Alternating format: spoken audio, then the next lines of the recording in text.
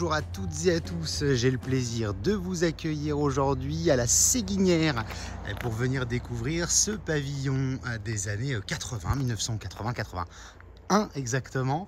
En ce moment, quelques petits travaux que réalise la commune, c'est très bien puisque devant, eh bien, ce sera entièrement végétalisé avec peut-être des places de parking, mais en tout cas beaucoup de végétal. On vient découvrir donc cette maison très bien entretenue, vous le voyez, ça a été entièrement revu, revisité avec tous les extérieurs qui sont entièrement paysagés, c'est arboré, on a gardé les volets bois, vous allez le voir, l'intérieur, on a l'impression d'être dans une fermette en campagne, on a gardé les poutres apparentes, on le verra tout à l'heure. Ici le petit portail que l'on verra aussi de l'intérieur puisqu'on est sur un sous-sol total qui a été aussi refait 2021 je crois de mémoire. On est sur un terrain qui va faire un petit peu plus de 640 mètres carrés.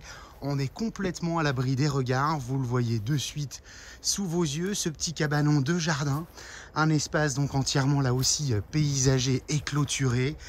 On est sur l'esprit d'un petit jardin japonais avec quelques bassins, encore un petit abri de ce côté-là, et puis la terrasse issue sur l'arrière. On est sur le soleil couchant, soleil de l'ouest, et puis un grand sapin ici qui vient nous ramener un peu d'ombre naturelle. On est rue des Chardonnerets à la Séguinière, et bien rue des Chardonnerets puisqu'ici on a la chance d'avoir des petits chardonnerets qui viennent chanter le matin. On va pas en voir aujourd'hui, mais c'est un plaisir pour les oreilles puisque les champs sont des plus sympathiques. Sur le côté, un petit dégagement pour le stockage du bois.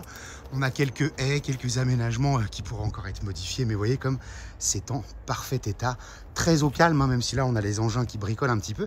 Et puis on va aller voir l'intérieur par ce côté-là. Toute menuiserie en double vitrage bois, le storban pour se protéger justement de la lumière. Toiture, c'est parfait état également. On va aller découvrir l'intérieur tout de suite avec, alors je ne vous fais pas rentrer du coup par le hall d'entrée, mais on va plutôt rentrer par le petit coin cuisine et tout de suite sous vos yeux, eh bien les poutres apparentes dont je vous parlais. Regardez-moi ça, on a l'impression vraiment d'être dans une petite fermette traditionnelle. Vous distinguez le hall d'entrée et puis on verra le séjour ensuite sur la gauche. Cuisine entièrement aménagée et équipée, tout est en chêne, donc c'est vraiment de très bonne qualité. L'électroménager va rester en place et on a largement de quoi cuisiner dans cet espace-là. Et puis donc derrière nous, on va aller voir de suite l'espace de vie. Voilà, cet espace de vie, toujours chargé de poutres apparentes. Regardez ça, je ne vous mentais pas, on est vraiment typiquement fermé. Alors un tout petit peu d'indulgence, puisqu'aujourd'hui c'est en plein déménagement, donc il y a quelques cartons. On a essayé de faire ressortir un petit peu de briques. Alors le mobilier, forcément, est également adapté avec le reste, mais on peut tout à fait allier du mobilier contemporain à l'intérieur de cette décoration plutôt rustique, cette cheminée qui fonctionne parfaitement pour la beauté de la flamme. On est sur une construction ici traditionnelle par pain, doublée en briques, donc des cloisons principalement. Ce qui va nous séparer de la cuisine là-bas, eh bien c'est un jeu de cloisons uniquement. Ce qui nous sépare du hall d'entrée, c'est de la cloison également, donc on pourrait revoir les choses tout à fait différemment. Voilà, ici le petit hall d'entrée, on aurait pu rentrer par là, un aperçu rapide du coin sanitaire. On a 105 mètres carrés de surface habitable en tout ici. Je vais assez vite, toujours dans les pièces de nuit, mais même chose, des portes habillées chêne, des parquets flottants. Une première chambre ici, on va être sur 10 mètres carrés 50 à peu près, avec un petit placard sur le côté gauche.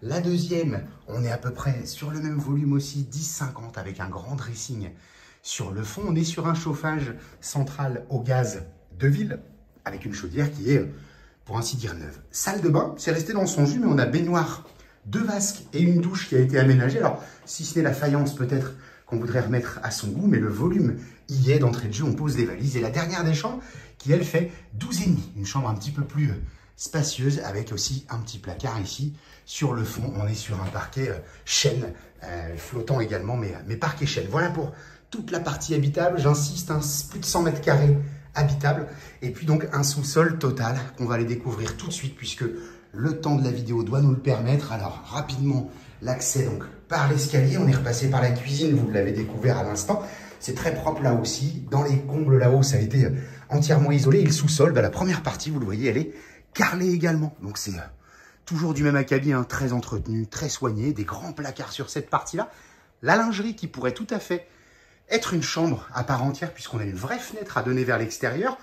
ça nécessiterait juste de déplacer derrière ce petit mur les branchements machine à laver, par exemple. La chaudière pourrait rester, hein, donc 2021 pour ça. On est sur un système d'aspiration centralisé avec un mécanisme tout neuf également. La petite allée carrelée avec toute une zone de stockage de part et d'autre pour découvrir une pièce indispensable. La cave avec tous ses rangements, ça s'assombrit quelque peu, c'est normal. Mais cette cave, elle est superbe. Et puis enfin, là également un passage derrière ce mur pour desservir ce grand garage. On met 2 véhicules à l'abri sans aucun problème. C'est en plein déménagement là aussi. Un peu d'indulgence, on le disait. Et puis sur le fond, un petit coin atelier. Voilà cette maison située à la Séguinière que je vous invite à venir découvrir rapidement, hein, bien entendu. Très soignée, très pratique, familiale. Et on vous retrouve toujours sur www.mbcimo.com et puis sur la chaîne YouTube MBC Imo. Et je vous dis à très bientôt avec un visuel de la façade. Merci.